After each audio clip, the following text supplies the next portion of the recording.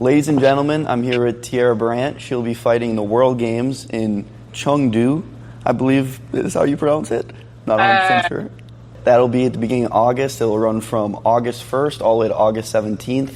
I'm not sure the days you'll be competing in there yet, but... Yeah. So actually, right now, it just happened, but I should probably tell you. So I had to turn down the World Games spot. I was accepted, but I will not be going.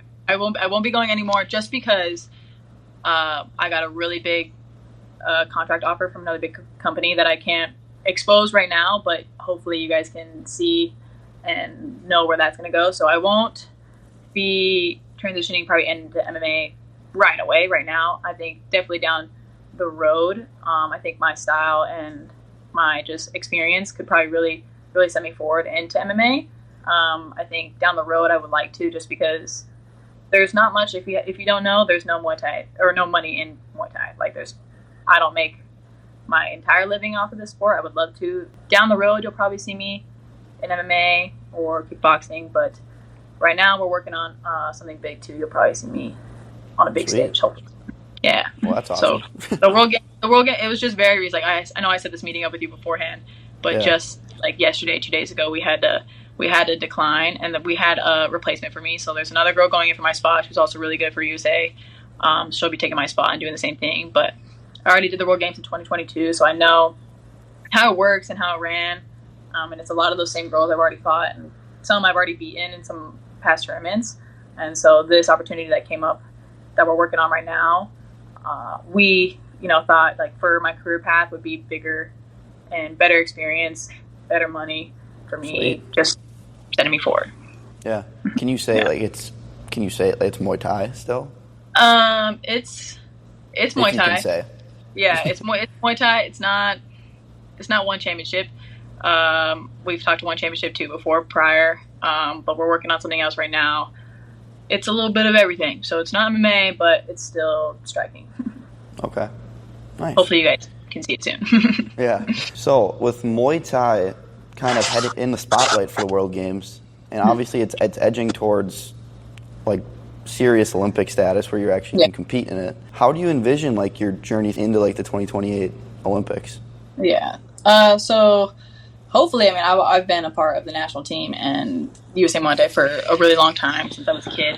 So I would love to see just the progress of it to obviously hopefully be in the Olympics. Probably not 28, just because through the process and steps that we've had to take, it'll probably be one of the later games.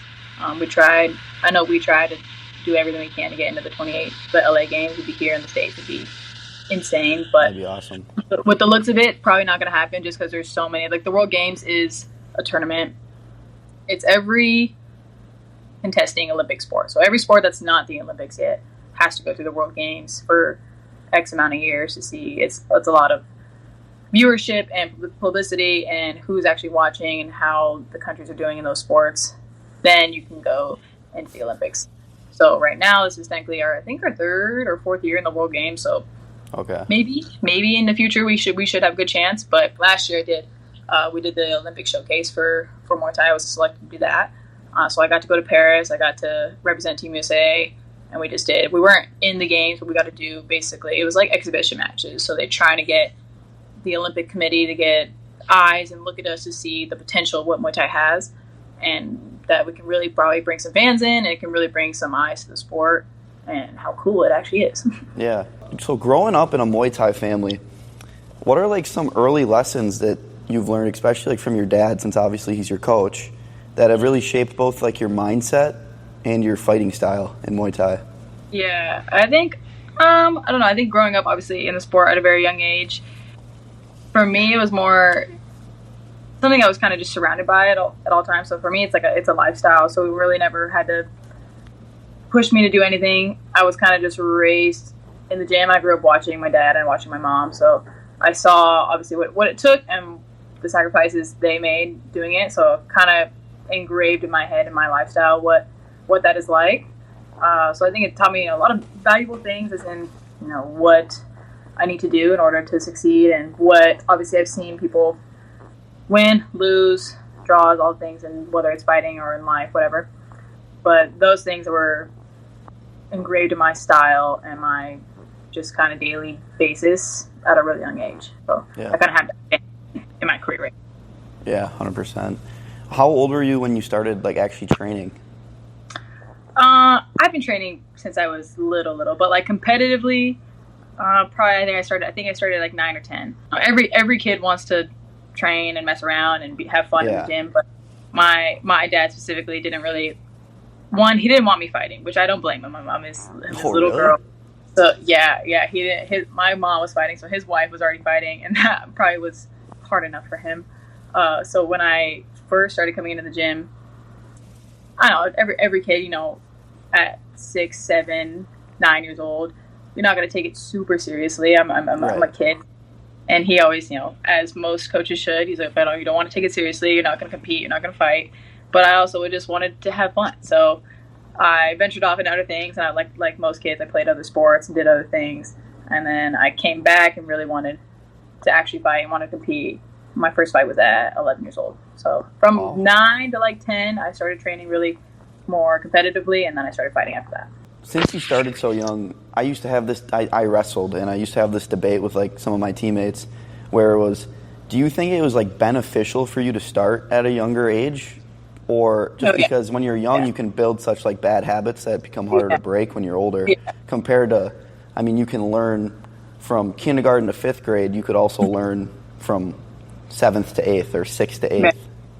No, I definitely think starting at a young age and just starting when I did has put me in the position I'm in now, because you see people now, especially like nowadays, not that there's anything wrong with starting late, or a lot of people don't discover, especially Muay Thai, until probably like late 20s, maybe early 30s, and then at that point, like, you can only fight for so long. So I have almost 80 fights, and I'm 23, so you can't really rack up that experience if you start, you know, if I were to start 10 years after I did. But also you kind of grow the things and the habits I've learned became habits just natural to me, because I did start, I think, at such a young age. So for me, it's normal. To other people, it's a learning process, which takes time, and that does, not that it sets you back, but it is going to take a little longer to kind of get on the path of the steps you want to create. Yeah, 100%. So you're a 4-time IFMA gold medalist, right? Yeah. I just want to make sure I got all these right. Yeah, it's WMC world title. You have that right now. You just won that recently. Yeah.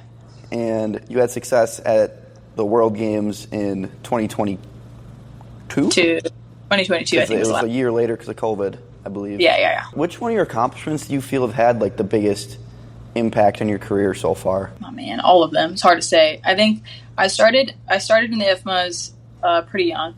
My first international tournament with them for Team USA, I was 14, so that's when I started competing for Team USA and traveling across the world. And I think that kind of really set the tone for where my skill level was at and where I could, potentially go. So I think my first time I won gold with them on like that stage, I was 16. So 16. After that, it was like, now I know what I'm capable of. And at that age, if you're already competing on the international level, these are the girls for me in like that division or in that weight class, like that I'll probably see for the rest of my career. Like if we all kind of stay at the same pace and we keep fighting, and I still do. I still see those girls. I fought some of those girls multiple times. So you beat them once, you know where you stand. So I think that's kind of where I knew at a young age, where I was like, I can really take this to the professional and the next level. Man, that's got to be so weird as like a 16-year-old.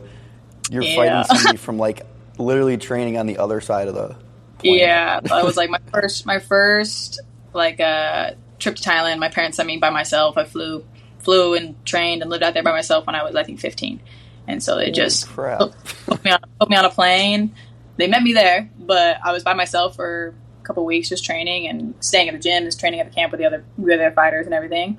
But yeah, it's pretty young, so it shocks a lot of people.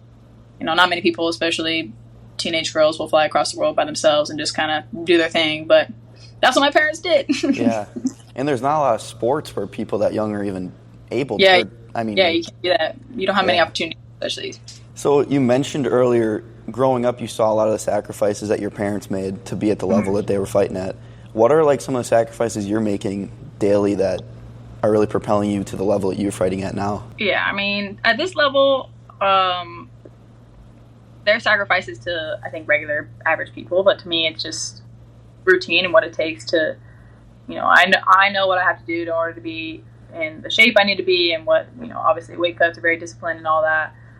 But those little things where it's like I miss a lot of events, I've missed a lot of birthdays, I've missed family things, stuff like that, or just like regular, especially when I was young, I was in school, it was high school, where it was like your weight cuts are super disciplined, like you wrestled, so it's probably similar, but it's like, you can't, or when I go to school, it's like I pack my meal preps and I can't eat the school lunch like a regular kid. It's like I played other sports where it's like I played soccer all 4 years of high school, so it was like I would still go to soccer practice, we would play games a couple days a week, and then right after we finished, whether it was practice or game, I would still go back to the gym right after. Just those little things, the things that a regular person might see as sacrifices, but to me it's just a regular day.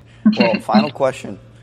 For the young athletes out there, especially women looking to compete at the highest level, what advice do you have for them just on believing in themselves and breaking into the next level of combat sports? I think, especially for young athletes, my coaches, my parents especially, they always told me, experience is key. So I still pass it down to even the kids I train with, the kids I work with, fighters that are just starting out, is just to keep fighting. Whether, especially in the amateurs, you're going to win some, you're going to lose some. It doesn't matter. Either way, you're stepping into the ring, which is a huge step. A lot of people don't get to do that and won't do it.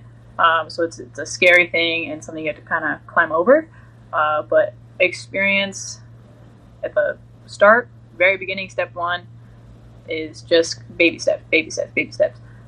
So the biggest thing I could say is just keep doing it. And if you like it and you enjoy it, it's never, you never work a day in your life if you enjoy what you do. Well, thank you for your time today. Yeah. And I would say good luck at the World Games, but good luck whatever else the next thing is. I hate to drop that ball on you, but I had to say it before we post this interview or take this anywhere. No, it's all good. Yeah, well, thank you. Yeah, thanks. Yeah, of course. Thank you.